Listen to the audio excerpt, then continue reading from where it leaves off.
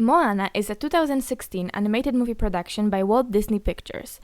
It was directed by John Masker and Ron Clements and co-directed by Chris Williams and Don Hall. Moana is the first Disney princess without the love interest, which can be considered a breakthrough for Disney. This is the first Disney movie about ethnic culture that portrayed the female protagonist as the true heroine of her own story. And that makes it revolutionary. Moana's character development is definitely the crucial part of the plot, as throughout the movie Moana tries to find her purpose. The production team behind Moana sacrificed almost 5 years to explore the Polynesian culture and ensure it has authentic cultural representation in this movie. The directors traveled to the South Pacific Islands to gather as much information about the locations, culture, and the people as they could. They even created a team called Oceanic Story Trust, which consisted of historians, anthropologists, navigators, and tattoo artists from the South Pacific Islands. The depiction of the Polynesian culture in the movie was under constant review of the Oceanic Story Trust, which helped in introducing very enriching cultural details to Moana. The big question is, how different is Moana from previous Disney productions that also depicted ethnic cultures? Has it changed over time, or is it better than Mulan or Pocahontas? The first thing that shows a big change in cultural representation in Disney is the fact that the pre-production research for Moana started in 2011, which is 5 years before the movie was released. The creation of the Oceanic Story Trust was also a major step towards the authenticity of animated movies. It certainly helped the directors a lot during the research, as well during writing of the script and creating first sketches of the characters.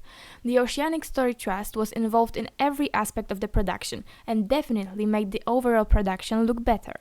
However, we cannot forget that Disney management is still full of white people, and we still had white directors and co-directors for Moana. As New Zealand educator Tina Ngata points out, having brown advisors doesn't make it a brown story. It's still very much a white person's story. There still is some controversy about Disney's true intentions with the cultural representation of Polynesian cultures. Tina Grandinetti even argues how Moana was supposed to be a marketing tactic, as in 2011 Disney opened an Aulani resort in Hawaii and explains why Moana is a big tourism machine that portrays the beautiful South Pacific Islands. Nevertheless, Moana is the first movie with such a large number of Pacific Islanders working behind the scenes of a movie. To compare, even though for Pocahontas Disney hired some Native American voice actors and consulted with the primary Native American organization in Virginia, they did not listen to a lot of their comments. The male gaze, racism, and stereotypes were widely visible. For Moana, the Oceanic Story Trust took part in every character's creation and even in making sure the details such as clothing or tattoos were accurate. Disney actually listened to the people from the Polynesian culture, and it paid off. The voice actors in the movie were carefully chosen by Disney as they wanted people that have ties to the culture. The well-known Dwayne "The Rock" Johnson is a descendant of Samoan chiefs from his mother's side, and he is the voice actor of Maui. The voice of Moana belongs to Aluli Cavallo, native Hawaiian who was only 14 when the movie was being produced. She was discovered by Disney Talent Scout by accident during a charity competition, and Moana was her first big role. I think it is important, as a teenager, Cavallo did great with understanding the real story of Moana and also the cultural backgrounds. As she said in an interview, it works pretty perfectly. Moana's 16 in the film. I totally get the fact that she's going on, yes, a physical journey to find her final destination, but also an emotional one, to figure out who she is. I think it's a universal message, and that's what makes it really special to me. Moana is the first heroine of the Polynesian culture, and her values are mostly culturally accurate, as her love for the family is very important to her. We can see that through her relationship with her grandma or her parents. The narrative of the movie is focused on Moana finding her true self, together with saving her island.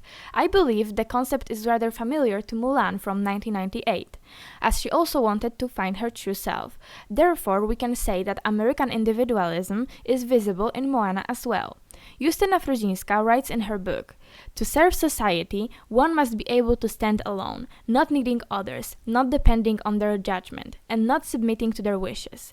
Yet this individualism is not selfishness. Indeed, it is kind of heroic selflessness. One accepts the necessity of remaining alone in order to serve the values of the group, and this obligation to aloneness is an important key to the American moral imagination." Moana is a character portrayed as brave and capable of going on a journey across the sea by herself. She does not need anyone by her side to be the hero, and we notice that in some of the final scenes, when she decides to go to the Teka by herself and returns the heart of the Te Fiti, which stops the ecological disaster on her island. She is the true hero. She seeks to find her place in the world, and she finds it. Being the voyager is her true identity. This could be interpreted as domination of the Western culture on Moana's narrative, as finding the self is a common element of Hollywood cinema. One of the main characters in Moana that was rather controversial for some audiences was Maui, a Polynesian demigod. Disney portrayal of Maui sticks to the legends, but also has some misrepresentations of the characters. Maui is introduced to us by Moana's grandma at the beginning of the movie. However, we do not get to know the real legends about his character. Maui is introduced as the demigod that stole the heart of a Te Fiti and woke up a monster, Teka. He is described by the grandma as a warrior and a shapeshifter who can change his form with the power of his fishhook. Later on, when Moana meets Maui, we can finally get to know his whole story.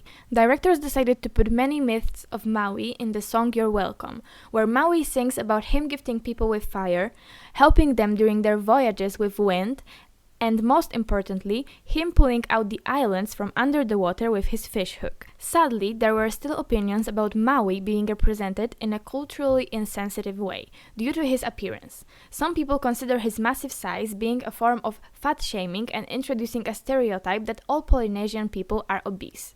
This is quite problematic, as Maui was to be portrayed as a demigod with great power, and this might be the only time children will see the myth of Maui on screen.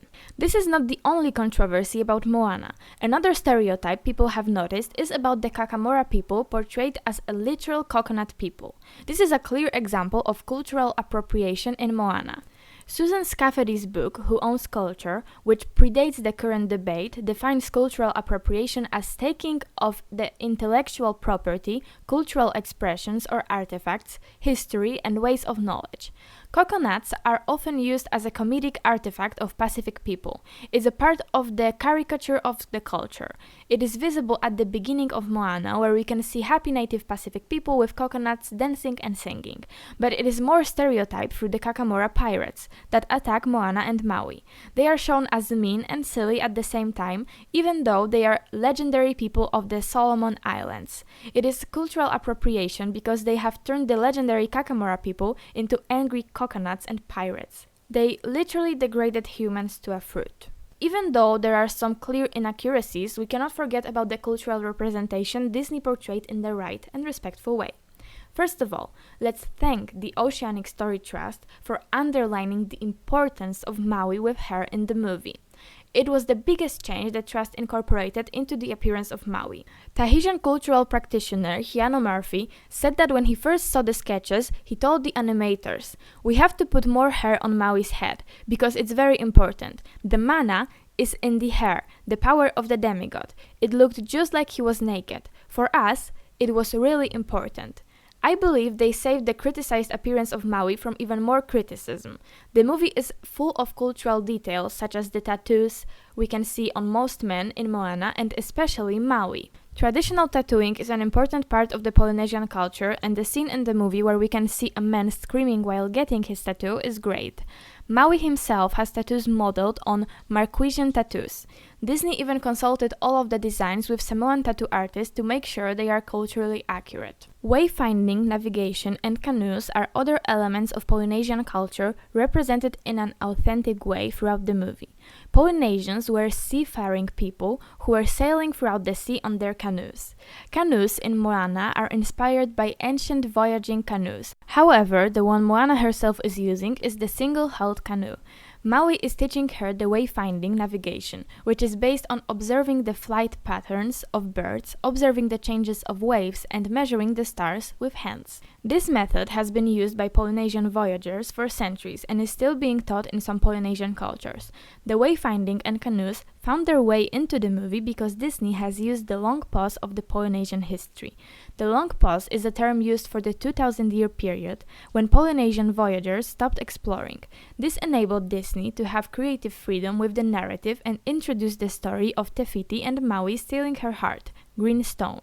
To sum up, Moana is a revolutionary movie when it comes to cultural representation because of the authenticity it has. As for a movie without the love story that is fully focused on the female protagonist and her heritage, Disney did a good job. Not great, as we have to remember about the critique of Maui's appearance or Coconut Pirates, but still good. Moana definitely fixed some major mistakes Disney made, like engaging people from the Polynesian culture in the production of the movie. However, it did not create an ideal representation of the culture, because the cultural appropriation, stereotypes, and the dominant Western cultural values are still visible there. Moana was revolutionary as it showed us a female character that, unlike Mulan, did not need to have a love interest to be accepted by the society. It is overcoming a huge handicap of the Hollywood cinema. The aspect of cultural representation in Disney movies definitely has changed as the production team is more aware of what they are doing. They finally realize their movies about ethnic cultures can provide a harmful depiction of the culture that can affect the way in which children perceive these cultures, like Aladdin, for example. With Moana, this accuracy is way more visible than with the previous animated movies about non-European cultures. The conceptual map of the Polynesian culture visible in the movie is amazing because of the details the oceanic story trust introduced to the production. I believe that Disney finally started to care about the way in which their movies are perceived by various audiences, including people they are portraying on the screen.